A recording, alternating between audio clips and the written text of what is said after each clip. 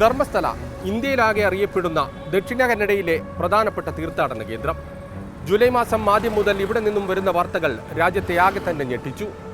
കേട്ടുകേൾവി പോലുമില്ലാത്ത സിനിമാ കഥകളെ വെല്ലുന്ന പേടിപ്പെടുത്തുന്ന കൂട്ടക്കൊലകളുടെ കഥകൾ.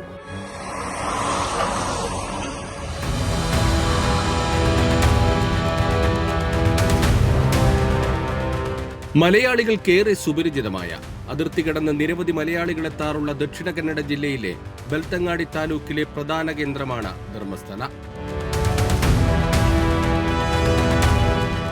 ധർമ്മസ്ഥലക്ക് ചുറ്റുമുള്ള ഗ്രാമങ്ങളിലും ചെറുപട്ടണങ്ങളിലും ഒരു നൂറ്റാണ്ട് മുമ്പ് മുതൽ കുടിയേറിയ മലയാളി കുടുംബങ്ങൾ നിരവധിയാണ്.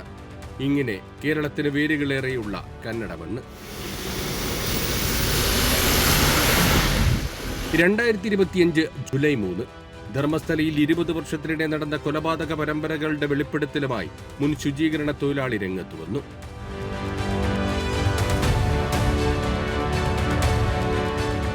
പതിനൊന്ന് വർഷം മുമ്പ് വരെ നടന്ന ദുരൂഹമരണങ്ങളെക്കുറിച്ചും കൊലപാതകത്തെക്കുറിച്ചും നിരവധി മൃതദേഹങ്ങൾ കത്തിക്കുകയും കുഴിച്ചുമൂടുകയും ചെയ്തതിനെക്കുറിച്ചും ധർമ്മസ്ഥല പോലീസ് സ്റ്റേഷനിലെത്തി നടത്തിയ തുറന്ന പറച്ചിൽ.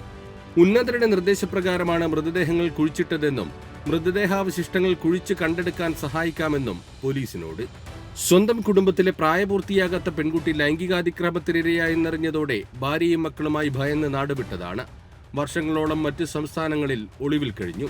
കടുത്ത മാനസിക സംഘർഷം താങ്ങാനാവാതെയാണ് നാട്ടിൽ തിരിച്ചെത്തി എല്ലാം തുറന്നു പറയുന്നതെന്ന് ഉദ്യോഗസ്ഥരോട് പറഞ്ഞു.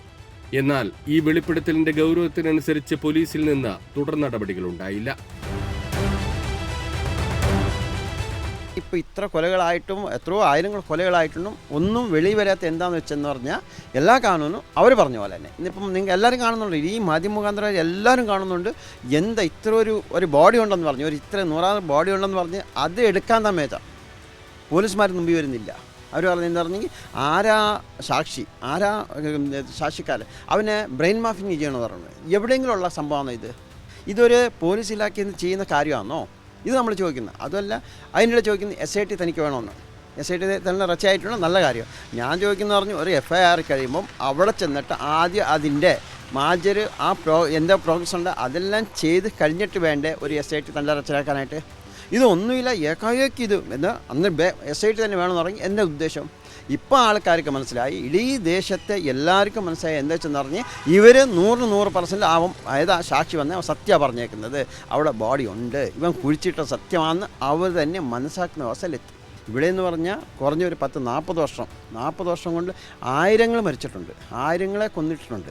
അതിനകത്ത് ഈ ഒരു പുള്ളി പറയുന്നതെന്ന് പറഞ്ഞ് ഞാൻ 95 തുടങ്ങിയിട്ട് 94, 95 തുടങ്ങി ഞാൻ 2014 വരെ ജോലി ചെയ്തായിരുന്നു. അതിൻ്റെ ഇടയിൽ 100 കുഴിച്ചിട്ടെന്ന് പറഞ്ഞേക്കുന്നത്. പുള്ളി എന്നാൽ എത്രയാണെന്ന് കറക്റ്റ് ഇനിയും പറഞ്ഞിട്ടില്ല. പുള്ളി ഒരു ഇത്ര മേളിലോട്ട് ഉണ്ടെന്നാണ് പറഞ്ഞേക്കുന്നത്. അത് ആയിരങ്ങളും കാണും. പോലീസ് സ്റ്റേഷനിൽ നിന്ന് നടപടികളില്ലാതായതോടെ അഭിഭാഷകരുടെ സഹായത്തോടെ സാക്ഷി ബെൽത്തങ്ങാടി കോടതിയിലെത്തി. സ്വന്തമായി കുഴിച്ചെടുത്തതെന്ന് അവകാശപ്പെടുന്ന അസ്ഥികൂടാവശിഷ്ടങ്ങളും ദൃശ്യങ്ങളും തെളിവായി കോടതിക്ക് മുന്നിൽ ഹാജരാക്കി.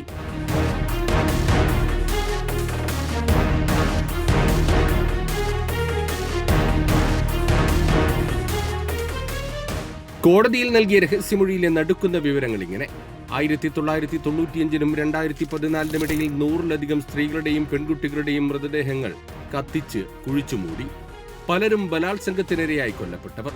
മൃതദേഹങ്ങൾ പലതും നഗ്നമായ നിലയിലായിരുന്നു. ലൈംഗികാതിക്രമത്തിന്റെ പാടുകൾ ശരീരത്തിലുണ്ടായിരുന്നു. സ്കൂൾ യൂണിഫോമിലുള്ള കുട്ടിയുടെ മൃതദേഹവും കുഴിച്ചുമൂടിയിട്ടുണ്ട്. പുസ്തകങ്ങളും വസ്ത്രങ്ങളുമെല്ലാം ഒപ്പം കുഴിച്ചുമൂടി.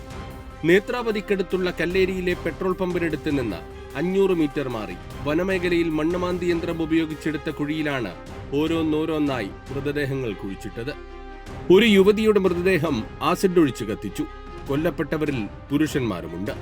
പല കൊലപാതകങ്ങളും നേരിട്ട് കാണേണ്ടി വന്നു. മൃതദേഹങ്ങൾ സംസ്കരിക്കാൻ വിസമ്മതിച്ചപ്പോൾ മർദ്ദിക്കുകയും കൊല്ലുമെന്ന് ഭീഷണിപ്പെടുത്തുകയും ചെയ്തു. സൂപ്പർവൈസർമാർ വിളിച്ചുവരുത്തിയാണ് എല്ലാം ചെയ്യിച്ചത്. ധർമ്മസ്ഥലയിൽ നിന്ന് മാറി ദൂരെയാണ് താമസമെങ്കിലും ഏത് നിമിഷവും താനും കുടുംബവും കൊല്ലപ്പെടുമെന്ന ഭയമുണ്ട്. കോടതിയുടെ അടിയന്തര ഇടപെടലുണ്ടായി. കേസെടുത്ത് തുടർ നടപടികൾ സ്വീകരിക്കാൻ നിർദ്ദേശം നൽകിയ ബെൽത്തങ്ങാടി കോടതി മുൻ ശുചീകരണ തൊഴിലാളി പറയുന്ന സ്ഥലങ്ങളിൽ കുഴിച്ച് പരിശോധനയുൾപ്പെടെ നടത്താൻ പോലീസിന് നിർദ്ദേശം നൽകി. ഭാരതീയ ന്യായ സംഹിതയിലെ 211A പ്രകാരം ധർമ്മസ്ഥല പോലീസ് കേസെടുത്തെങ്കിലും തുടർ നടപടികൾ കാര്യമായി മുന്നോട്ടു പോയില്ല. ഭീഷണിയുണ്ടെന്ന് കോടതിയിൽ പറഞ്ഞിട്ടും വ്യക്തിവിവരങ്ങൾ നൽകിയില്ലെന്ന പേരിൽ പോലീസ് സാക്ഷിക്ക് സുരക്ഷയൊരുക്കിയില്ല. വെളിപ്പെടുത്തൽ പുറത്തുവന്നതിന് പിന്നാലെ 2003 ധർമ്മസ്ഥലയിലേക്കുള്ള യാത്രക്കിടെ കാണാതായ MBBS വിദ്യാർത്ഥിനിയായ മകൾ അനന്യ ഭട്ടിന്റെ തിരോധാനത്തിൽ തുടരന്വേഷണം നടത്തണമെന്ന ആവശ്യവുമായി CBIയിലെ മുൻ സ്റ്റെനോഗ്രാഫറായ അമ്മ സുജാത ധർമ്മസ്ഥല പോലീസ് സ്റ്റേഷനിലെത്തി. വർഷങ്ങൾക്ക് മുമ്പ് മകളെക്കുറിച്ച് അന്വേഷിച്ച് നീതി തേടിയിറങ്ങി ഒടുവിൽ നിരാശയോടെ മടങ്ങിയ വഴികളിലേക്ക് പുതിയ വെളിപ്പെടുത്തലിന്റെ പശ്ചാത്തലത്തിലാണ് കണ്ണീരോടെ ആ അമ്മ വീണ്ടും എത്തിയത്.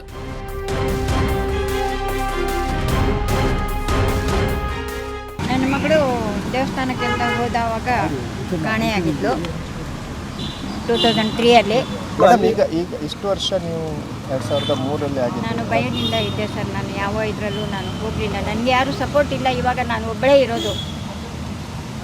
ನನಗೆ ಯಾರೂ ಸಪೋರ್ಟ್ ಇಲ್ಲ, ಯಾರೂ ಇಲ್ಲ. ನನಗೆ ಬಂದು ಇಲ್ಲ ಬಳಗ ಇಲ್ಲ. ಇರುವ ಒಬ್ಬಳ ಮಗಳನ್ನು ಕಳ್ಕೊಂಡು ದಯವಿಟ್ಟು ನ್ಯಾಯ ಕೊಡಿ ಅಂತ ನಾನು ಕೇಳ್ಕೊಂಡಿದ್ದೀನಿ ಅಷ್ಟೇ. ನೋ ಕಾಮೆಂಟ್ ಇಲ್ಲ. ಇದಕ್ಕಿಂತ ನಾನೇನು ಕೇಳೋಕ್ಕಾಗ್ತಾ ಇಲ್ಲ.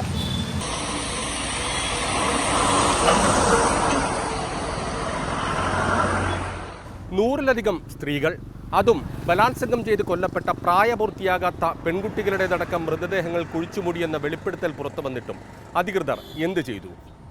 ദിവസങ്ങളോളം ഒച്ചിഴയും വേഗത്തിലായിരുന്നു കാര്യങ്ങൾ. കർണാടകയിലെ ഭരണ പ്രതിപക്ഷ കക്ഷികൾ ഒന്നടങ്കം ഒരു വ്യത്യാസവുമില്ലാതെ കുറ്റകരമായ മൗനം തുടർന്നു.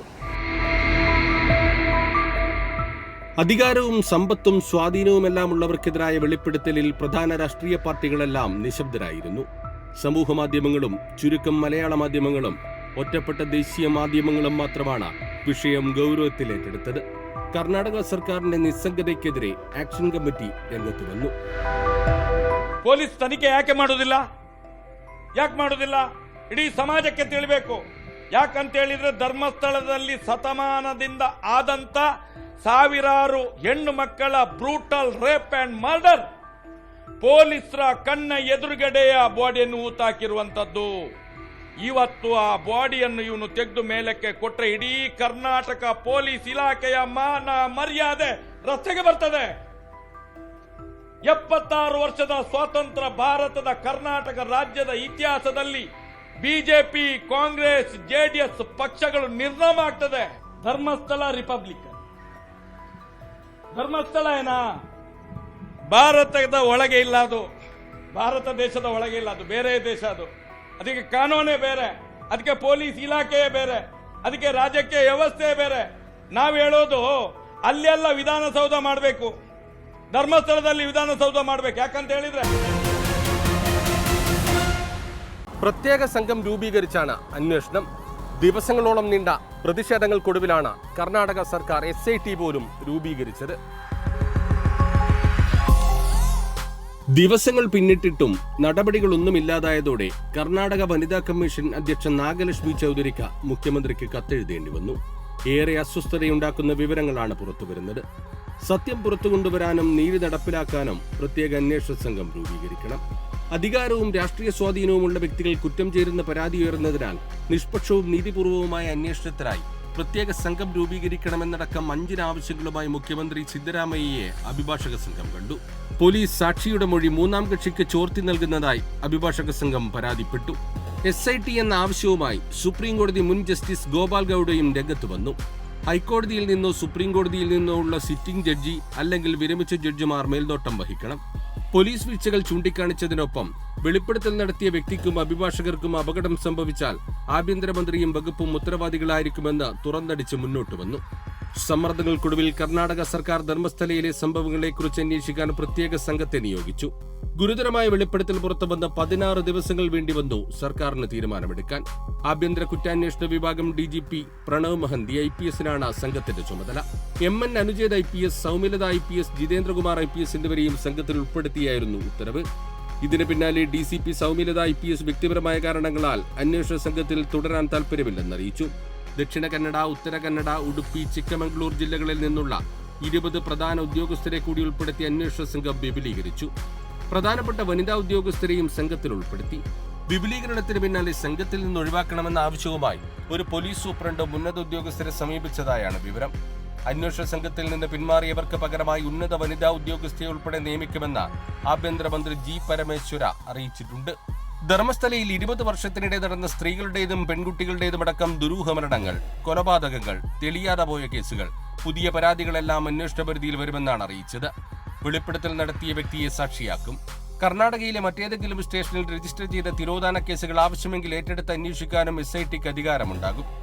ശുചീകരണ തൊഴിലാളിയുടെ വെളിപ്പെടുത്തലിന് പിന്നാലെ കാലങ്ങളായുള്ള നീതി നിഷേധത്തെക്കുറിച്ച്, നിലവിളികൾ പോലും നിശബ്ദമാക്കപ്പെട്ടതിനെക്കുറിച്ച്, അടിച്ചമർത്തലിനെക്കുറിച്ച് തുറന്നു പറഞ്ഞ് നിരവധി പേർ.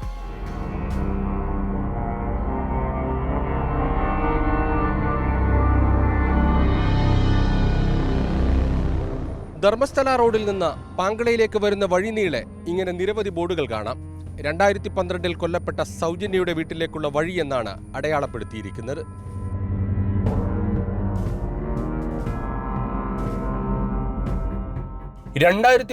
ൽ ബലാത്സംഗം ചെയ്ത് കൊല്ലപ്പെട്ട നിലയിൽ കണ്ടെത്തിയ 17 വയസ്സുകാരി സൗജന്യ. നീതിക്ക് വേണ്ടി നടത്തിയ നിയമ പോരാട്ടത്തിന്റെ പേരിൽ ഊരുവിലക്ക് പോലും നേരിടേണ്ടി വന്നു കുടുംബത്തിന്. നേത്രാവതിയിലെത്തിയാൽ വീട്ടിലേക്കുള്ള വഴി പറഞ്ഞു കൊടുക്കുന്നതിനും ഓട്ടോറിക്ഷ വരുന്നതിനുമെല്ലാം വിലക്കേർപ്പെടുത്തിയപ്പോൾ അനീതിക്കെതിരെ വഴിയിലുടനീളം മകളുടെ ചിത്രം പറിച്ച ബോർഡുകൾ സ്ഥാപിച്ചതാണ്. സ്കൂളിൽ നിന്ന് മടങ്ങി വീട്ടിലേക്ക് വരുമ്പോൾ കാണാതായ പെൺകുട്ടിയുടെ മൃതദേഹം ഒരു ദിവസം കഴിഞ്ഞാണ് അതേ സ്ഥലത്തിനടുത്തുള്ള കുറ്റിക്കാട്ടിൽ കണ്ടെത്തിയത്.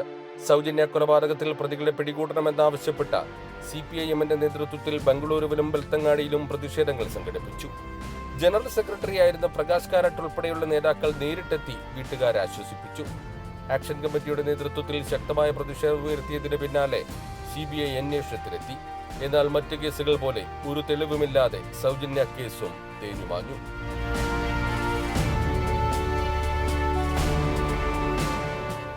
പുതിയ സംഭവ വികാസങ്ങൾ നടക്കുമ്പോൾ കണ്ണീരുണങ്ങാതെ അമ്മ കുസുമവതി വീട്ടിൽ കാത്തിരിപ്പുണ്ട്. ഇനിയെങ്കിലും മകൾക്ക് നീതി ലഭിക്കുമോ എന്ന പ്രതീക്ഷയോടെ.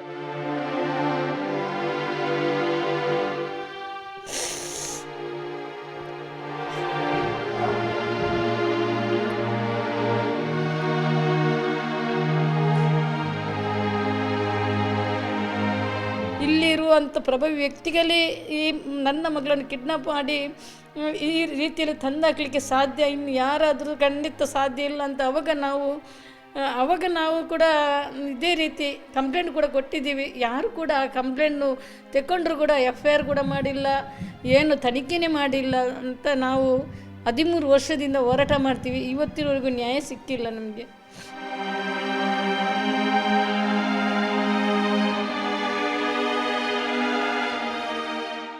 സൗജന്യ കേസിൽ നടന്ന നിയമപോരാട്ടത്തിന്റെ തുടർച്ചയാണ് ഏറ്റവും പുതിയ വെളിപ്പെടുത്തലുകളിലേക്കടക്കം നയിച്ചത്.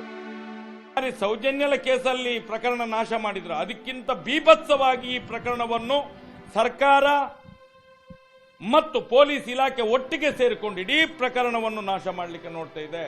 ಇದು ಶತಮಾನಗಳಿಂದ ನಡ್ಕೊಂಡು ಬಂದಂತ ಈ ಕೇಸನ್ನು ಮುಚ್ಚುವುದು ಅಂತ ಹೇಳಿದ್ರೆ ನಾನು ಹೇಳ್ತೇನೆ, ಈ ರಾಜ್ಯದ ಸರ್ಕಾರ ಮತ್ತು ಪೊಲೀಸ್ ಇಲಾಖೆಗೆ ಇವತ್ತು ಕೇರಳ ರಾಜ್ಯ ಈ ಕೇಸನ್ನು ತಗೊಳ್ತದೆ ಅನ್ನುವಂಥದ್ದೊಂದು ಮಾತನ್ನು ಕೇಳ್ತೇನೆ. ನಾಚಿಕೆ ಪಡಬೇಕು ಇವರೆಲ್ಲ. ಕರ್ನಾಟಕ ರಾಜ್ಯಕ್ಕೆ ಸೇಮ್ ಕರ್ನಾಟಕ ರಾಜ್ಯ ಆಡಳಿತಕ್ಕೆ ಹೇಳಲಿಕ್ಕೆ ಇಚ್ಛೆ ಪಡ ಖಂಡಿತವಾಗಿ ನಂಬಿಕೆ ಇಲ್ಲ. ಕರ್ನಾಟಕ ಪೊಲೀಸ್ ಇಲಾಖೆಯ ಕೆಲಸದಲ್ಲಿ ಕಾರ್ಯಪ್ರವೃತ್ತಿಯಲ್ಲಿ ನಮಗೆ ನಂಬಿಕೆಯೇ ಇಲ್ಲ. ಯಾಕೆಂತ ಹೇಳಿದ್ರೆ ಕಳೆದ 13 ವರ್ಷದಿಂದ ಸೌಜನ್ಯನ ಹೋರಾಟವನ್ನು ನಾವು ಮಾಡ್ತಾ ಇದ್ದೇವೆ. ಸಾಮಾಜಿಕವಾಗಿ ಕಾನೂನು ರೀತಿಯಲ್ಲಿ ಮಾಡಿದ್ದೇವೆ. ಆದರೆ ಇಲ್ಲಿ ತನಕ ನಮಗೆ ನ್ಯಾಯ ಸಿಗಲಿಲ್ಲ. ಈ ದೇಶದಲ್ಲಿ ಕಾನೂನು ಇದೆಯಾ ಅನ್ನುವಂತ ಸಂಶಯ ಇದೆ ನಮಗೆ. ധർമ്മസ്ഥലയിൽ ബലാത്സംഗത്തിനിരയായി കൊല്ലപ്പെട്ട നിരവധി പെൺകുട്ടികളുടെ മൃതദേഹങ്ങൾ കുഴിച്ചുമൂടിയെന്ന പുതിയ വെളിപ്പെടുത്തൽ വലിയ ചർച്ചയായി അന്വേഷണത്തിലെത്തി നിൽക്കുമ്പോൾ ഒരിക്കൽ കൂടി ഓർമ്മയിലെത്തുകയാണ് 4 പതിറ്റാണ്ട് മുമ്പ് നടന്ന പത്മലത തിരോധാനവും കൊലപാതകവും. 1986 ജൂലൈ 22-നാണ് ഉജിരെ SDM കോളേജിൽ PUC വിദ്യാർത്ഥിയായിരുന്ന 17 വയസ്സുകാരി പത്മലതയെ കാണാതാവുന്നത്. 8 പതിറ്റാണ്ട് മുമ്പ് കുടിയേറി ധർമ്മസ്ഥലയിലെത്തിയ മലയാളി കുടുംബത്തിലെ അംഗം. കുടിയിറക്കലുകൾക്കെതിരെ ആദിവാസികളെയടക്കം സംഘടിപ്പിച്ച് പോരാട്ടം നടത്തിയ CPIM നേതാവ് MK ദേവാനന്ദ് ധർമ്മസ്ഥലയിലെ പ്രമാണിമാരുടെ കണ്ണിലെ കരടായി. എതിരില്ലാതെ പ്രമാണിമാരുടെ പ്രതിനിധികൾ ജയിച്ചിരുന്ന പഞ്ചായത്തിന്റെ ചരിത്രത്തിൽ 7-ാം വാർഡിൽ മൊളിക്കാറിൽ ആദ്യമായി മത്സരിക്കാൻ നാമനിർദ്ദേശ പത്രിക നൽകിയതോടെയാണ് മകൾ പത്മലതയെ കാണാതായത്. 56 ദിവസങ്ങൾക്ക് ശേഷം തൊട്ടടുത്ത കുതിരായമ്പുഴയിൽ കൈകാലുകൾ കെട്ടിയിട്ട നിലയിൽ കണ്ടെത്തിയ അസ്ഥികൂടാവശിഷ്ടങ്ങൾ പത്മലതയുടേതാണെന്ന് കുടുംബം തിരിച്ചറിഞ്ഞു. CPIM നടത്തിയ പ്രക്ഷോഭത്തിനൊടുവിൽ കർണാടക CID അടക്കം അന്വേഷണം നടത്തിയെങ്കിലും തെളിവില്ലാതെ എഴുതിത്തള്ളി.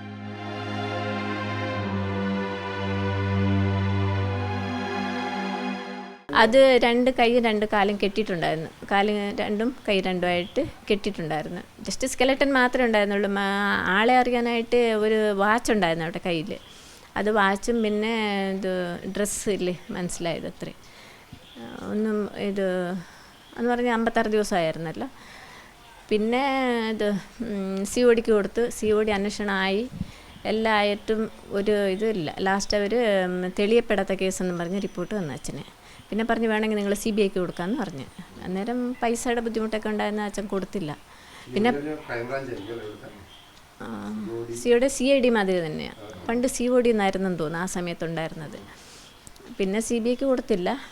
കാശിൻ്റെ ബുദ്ധിമുട്ടും പിന്നെ അതിന് പുറകെ പോകാൻ ആളും ഇല്ല. ഞങ്ങൾ 3 പെൺപിള്ളേർ, ഒരു ഒട്ടാറ് 4 പെൺപിള്ളേരും ആങ്ങളെയൊന്ന് 4 പേര്. അങ്ങനെ അച്ഛൻ തന്നെ നടക്കണം എല്ലാത്തിനും. അങ്ങനെ അച്ഛൻ പോയില്ല.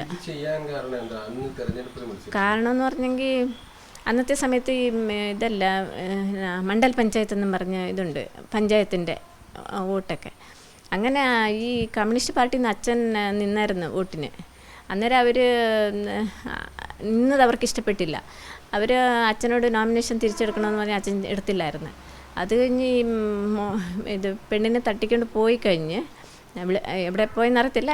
പെണ്ണ് പോയി കഴിഞ്ഞിട്ട് അവിടുന്ന് അവർ ആരോടോ പറഞ്ഞയച്ചെന്ന് അച്ഛനോട്, നിങ്ങൾ നോമിനേഷൻ തിരിച്ചെടുക്കുക, പെണ്ണിനെ തിരിച്ചു വിടുമെന്ന്. അച്ഛൻ നോമിനേഷൻ എടുത്ത് അത് കഴിഞ്ഞ് കേസായിക്കഴിഞ്ഞ് അല്ല ഇങ്ങനെ പെണ്ണ് കാണാതായി കഴിഞ്ഞ് അച്ഛൻ തിരിച്ചെടുത്ത്. എന്നാലും ഒരു ആർക്കൊന്നും ചെയ്തില്ല, പെണ്ണിനെ തിരിച്ചു കിട്ടിയില്ല. പുതിയ വെളിപ്പെടുത്തലൊക്കെ വന്നല്ലോ എന്തൊക്കെയോ. അതെ അതെ അറിഞ്ഞു. അന്ന് പറഞ്ഞെങ്കിൽ എൻ്റെ അനിയത്തിയുടെ കേസായ സമയത്ത് അത് കഴിഞ്ഞ് ഇങ്ങനെ പോരാട്ടമൊക്കെ നടന്നു കഴിഞ്ഞിട്ട് ഇച്ചിരി അങ്ങനെ കൊല അത് ഇതെന്ന് പറഞ്ഞില്ലായിരുന്നു ഇവിടെ. ആരെയും ചത്തതൊക്കെ കുറവായിരുന്നു. അത് കഴിഞ്ഞ് പിന്നെയും തുടങ്ങി. പിന്നെ സൗജന്യം ഇപ്പം സൗജന്യം മരിച്ച് അതിൻ്റെ തെളിവ് സാക്ഷികളൊക്കെ ചത്ത് കുറേ പേര് മരിക്കുകയോ ചെയ്തെന്നാണ് കേട്ടത്. അത് കഴിഞ്ഞും മരണമൊക്കെ കുറവായിരുന്നു.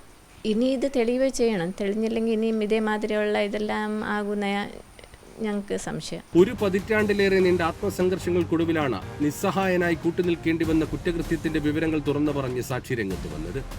ഒരു കാലത്ത് നിശബ്ദരാക്കപ്പെട്ടവർ ഇനിയും കൂടുതൽ മുമ്പോട്ട് വരുമെന്ന് ടിപ്പർ ലോറി ഡ്രൈവറായിരുന്ന മലയാളിയുടെ പുതിയ വെളിപ്പെടുത്തൽ തെളിയിക്കുന്നു. 2009 ഡിസംബർ മാസം പുലർച്ചെ ടിപ്പർ ലോറിയിൽ കല്ലുമായി പോകുമ്പോഴാണ് പെൺകുട്ടിക്ക് നേരെ നടന്ന ക്രൂരമായ അതിക്രമം നേരിട്ട് കണ്ടത്. ഭീഷണിക്ക് വഴങ്ങി ഭയം കൊണ്ട് പറയാതിരുന്ന കാര്യം 16 വർഷങ്ങൾക്ക് ശേഷമാണ് പുറത്തെത്തുന്നത്. ഞാൻ കാലത്ത് 3 മണി സമയത്ത് ഞാൻ ലോഡിന് പോകുവാണ്, ലോഡ് എടുക്കാൻ പോവാണ്. അപ്പോൾ ഞാൻ ഇവിടുന്ന് പോകുമ്പോൾ എൻ്റെ കൂട്ടത്തിൽ എൻ്റെ ഒരു ക്ലീനർ പയ്യനുമുണ്ട്, മുസ്തഫ എന്ന് പറഞ്ഞിട്ടൊരു മുസ്ലിം പയ്യൻ. അവനിപ്പോൾ ഇല്ലാതെ മരിച്ചു പോയി അവൻ. അപ്പോൾ ആ പയ്യൻ പറഞ്ഞു, ചേട്ടാ ഒരു പെൺകുട്ടി ഓടി വരുന്നു, എന്നെ ഒന്ന് നിർത്തുമെന്ന് പറഞ്ഞു. അപ്പോൾ പെട്ടെന്ന് ഞാൻ വണ്ടി നിർത്തി കഴിയുമ്പോൾ എൻ്റെ വലതുവശത്തോടെ എൻ്റെ ഡ്രൈവിംഗ് സൈഡിൽ കൂടെ ഒരു പെൺകുട്ടി ഓടി വരുന്നുണ്ട്. അപ്പോൾ പൂർണ്ണ നഗ്നയാണ്. നഗ്ന എന്ന് പറഞ്ഞാൽ പറ്റുമോ മലയാളത്തിൽ? പൂർണ്ണ നഗ്നയായ പെൺകുട്ടിയാണ്. എന്നുവെച്ചാൽ ശരീരത്തോടെ എല്ലാം മുറിവിൻ്റെ പാടുകളുമുണ്ട്, പിന്നെ ഈ രക്തം പൊടിഞ്ഞേക്കുന്ന പാടുകളുമുണ്ട്. അപ്പോൾ ഈ പെൺകുട്ടി എന്ന് പറഞ്ഞാൽ ഒരു ഫുൾ എന്തോ ഡ്രഗ്സോ മദ്യമോ എന്തോ ഒരുപാട് കഴിച്ചിട്ട് ഒരു ബോധമില്ലാത്ത ലെവലിലാണ് ഈ പെൺകുട്ടി ഓടി വരുന്നത്. അപ്പോൾ ഓടി വന്നപ്പോൾ ഞാൻ വണ്ടിയിൽ നിന്ന് ഇറങ്ങിയിട്ട് ചോദിച്ചു, കന്നഡത്തിൽ ചോദിച്ചു, യാറമ്മനീന്ന് ചോദിച്ചു. എന്ന് പറഞ്ഞാൽ ആരാമ്മന്ന് ചോദിച്ചു. അപ്പോൾ ഇവള് ഒന്നും മിണ്ടുന്നില്ല. ഈ ഒരുപാട് മദ്യം അടിച്ച് ലക്കുകെട്ട് ലെവലിൽ എൻ്റെ വണ്ടീൻ്റെ ബാക്ക് സൈഡിൽ കൂടെ ആയിട്ട് എൻ്റെ ഇടതുവശത്തോട്ട് ഓടിയിട്ടാകുമ്പോൾ ഓടിക്കഴിഞ്ഞപ്പോഴത്തേനാണ്ട് ഫ്രണ്ടിൽ നിന്ന് ഒരു ഇൻഡിക്ക മഞ്ഞ കളറിൻ്റെ കാറിൽ 4 ആൺകുട്ടികൾ വന്നു. എന്ന് പറഞ്ഞാൽ ഇവർ വെള്ള മുണ്ടും വെള്ള ശാലും ഇട്ടേക്കുന്നത്, ഷർട്ട് ഇട്ടിട്ടില്ല. അവിടെ നിന്നിട്ട് ക്ലീൻ ഷേവാണ് 4 ആളും, മീശയില്ല, മീശ താടിയൊന്നുമില്ല, ക്ലീൻ ഷേവ്. അപ്പോൾ എൻ്റെ വണ്ടീൻ്റെ അടുത്ത് കൊണ്ടുവന്ന് നിർത്തിയിട്ട് ചോദിച്ചു, എന്താ അവിടെ നിർത്തിയെന്ന് ചോദിച്ചു. ഞാൻ പറഞ്ഞു, അണ്ണ ഒരു പെൺകുട്ടി ഇങ്ങോട്ട് ഓടിയെന്ന് പറഞ്ഞു. അപ്പോൾ ഒരു ചോദിച്ചു, ഏത് സൈഡിലോട്ട് ഓടിയത്? അപ്പോൾ എൻ്റെ വണ്ടീൻ്റെ ലെഫ്റ്റ് സൈഡിൽ ഉള്ളിലോട്ടാണ് പെൺകുട്ടി ഓടിയത്. ഞാൻ അന്നേരം പറഞ്ഞു, റൈറ്റ് സൈഡിൽ ഉള്ളിലോട്ട് ഓടിയെന്ന് പറഞ്ഞു. അപ്പോൾ ഇവർ പറഞ്ഞു, അവളെ വിടരുത്, അവളെ പിടിച്ചോ എന്നും പറഞ്ഞ് അങ്ങോട്ട് ഓടാമെന്നും പറഞ്ഞ് ഇവർ ഈ ഇടതുവശത്തോട്ട് ഓടുമ്പോൾ അപ്പോൾ എന്നോട് പറഞ്ഞു, വണ്ടി വണ്ടി എടുത്തിട്ട് നീ പൊക്കോന്ന് പറഞ്ഞു. അപ്പം ഞാൻ കുറച്ച് അവിടെ തന്നെ നിർത്തിയപ്പോൾ നിന്നോടല്ല കന്നഡത്തിൽ പറഞ്ഞു നിന്നത്ര അಲ್ವಾ ಗಾಡಿ ತೆಗಿಲಿಕ್ಕೆ ಹೇಳಿದ್ದು ಗಾಡಿ ತೆಗು എന്ന് പറഞ്ഞു. ഞാൻ അപ്പോൾ കുറച്ച് മുന്നോട്ട് മാറ്റിയിട്ട് വീണ്ടും വണ്ടി നിർത്തി കഴിയുമ്പം ഇവരെന്നിട്ട് പറഞ്ഞു വണ്ടി എടുക്കാൻ നിന്നോടല്ലേ പറഞ്ഞു, വണ്ടി എടുത്തിട്ട് നീ നീ ഇവിടെ വിളിക്കേണ്ട വിട്ടോ എന്ന് പറഞ്ഞിട്ട് ഇവരെന്നെ ഇത് ഓടിച്ചു. ഞാനിപ്പോൾ വണ്ടി വീണ്ടും മുന്നോട്ടെടുത്തപ്പോഴത്തേന് ഇവർ മുന്നോട്ടെടുത്ത് നിർത്തിയപ്പോൾ ഇവർ പറഞ്ഞു അവനെ ഓടിക്കുക അവിടുന്ന് അവനെ നിർത്തണ്ടെന്ന് പറഞ്ഞു. ഞാനപ്പോൾ വണ്ടി എടുത്തിട്ട് മുന്നോട്ട് പോയി. ഞാൻ പോയിട്ട് 3 ദിവസം കഴിഞ്ഞിട്ടാണ് ഈ ഡെഡ് ബോഡി ഇവിടെ കിട്ടുന്നത്. ഭൂമി തട്ടിയെടുത്തുവെന്നും ഭൂമി വിട്ടു നൽകാൻ തയ്യാറാകാത്തതിനെ തുടർന്ന് കൊലപ്പെടുത്തിയെന്നുമടക്കം പുതിയ പരാതികളും ധർമ്മസ്ഥലയിൽ നിന്ന് ഉയർന്നു വരുന്നുണ്ട്. തീർച്ചയായിട്ടും ഈ കേസ് ഞാൻ ഇനി എൻ്റെ പപ്പയുടെ ആക്സിഡൻറ്റ് കേസ് ഞാൻ ഏതൊക്കെയാലും ഞാൻ ഹൈക്കോടതിയിൽ ഞാനിത് കേസ് ഫയൽ ചെയ്യും. കേസ് ഞാൻ റീഓപ്പൺ ചെയ്യിക്കും, അന്വേഷിക്കണം. ഇതെന്താണെന്ന് വെച്ചാൽ ഇത് എൻ്റെ പപ്പായുടെ കേസ് ആരാണ് ഇതിൻ്റെ പിന്നിൽ എല്ലാം എനിക്കറിയണം. പിന്നെ പപ്പായെ വിളിച്ചുകൊണ്ടിരുന്ന ഈ സുഭാഷ് എന്താണ് ഇടപാട്, ഈ സുഭാഷിനറിയാം, എല്ലാ കാര്യങ്ങളും ഈ സുഭാഷിനറിയാം. പപ്പായെ വിളിച്ച് ഭീഷണിപ്പെടുത്തിക്കൊണ്ടിരുന്ന സുഭാഷിന് എല്ലാ കാര്യങ്ങളും അറിയാം. ധർമ്മസ്ഥല വെളിപ്പെടുത്തലുമായി ബന്ധപ്പെട്ട് 8800-ലധികം വാർത്താ ലിങ്കുകളും സമൂഹമാധ്യമ പോസ്റ്റുകളും നീക്കം ചെയ്യാൻ ബംഗളൂരു കോടതി ഉത്തരവിട്ടിട്ടുണ്ട്. പുതിയ സംഭവ വികാസങ്ങളുമായി ബന്ധപ്പെട്ട് തന്റെ കുടുംബാംഗങ്ങൾക്കും തങ്ങൾ ഉൾപ്പെട്ട ട്രസ്റ്റിനും നിയന്ത്രണത്തിലുള്ള സ്ഥാപനങ്ങൾക്കും വിദ്യാഭ്യാസ സ്ഥാപനങ്ങൾക്കും അപകീർത്തികരമാകുന്ന തരത്തിൽ പരാമർശമുണ്ടാകരുതെന്നാവശ്യപ്പെട്ട ഹർഷേന്ദ്രകുമാർ ഡി നൽകിയ ഹർജിയിലാണ് ഉത്തരവ്. സമൂഹമാധ്യമ അക്കൗണ്ടുകൾക്കും മലയാള മാധ്യമങ്ങളും വ്യക്തികളും അടക്കം 338 പേർക്ക് നോട്ടീസ് നൽകിയിട്ടുണ്ട്. അതേസമയം മാധ്യമ വിലക്ക് ഏർപ്പെടുത്താനുള്ള നീക്കത്തിനെതിരെ അഭിഭാഷക സംഘത്തിന്റെ സഹായത്തോടെ ചില യൂട്യൂബ് ചാനലുകൾ ഹൈക്കോടതിയെ സമീപിച്ചിട്ടുണ്ട്. സർക്കാർ ഉത്തരവിറങ്ങി ഒരാഴ്ച പൂർത്തിയായപ്പോഴാണ് പ്രത്യേക അന്വേഷണ സംഘം ധർമ്മസ്ഥലയിലെത്തിയത്. ധർമ്മസ്ഥല പോലീസ് സ്റ്റേഷനിലെത്തി വെളിപ്പെടുത്തലിൽ രജിസ്റ്റർ ചെയ്ത കേസിന്റെ രേഖകൾ ഉൾപ്പെടെ അന്വേഷണ സംഘം ഏറ്റുവാങ്ങി. ബൽത്തങ്ങാടിയിലെ IB ക്യാമ്പാണ് പ്രത്യേക അന്വേഷണ സംഘത്തിന്റെ ഓഫീസ്. അന്വേഷണ സംഘത്തിലെ ഉദ്യോഗസ്ഥന്മാരുടെ പിന്മാറ്റവും ധർമ്മസ്ഥലയിലെത്താനുണ്ടായ കാലതാമസവുമെല്ലാം പ്രത്യേക സംഘത്തിനായി പ്രതീക്ഷയോടെ കാത്തിരുന്നവർക്കിടയിൽ ആശങ്കയുണ്ടാക്കിയിട്ടുണ്ട്.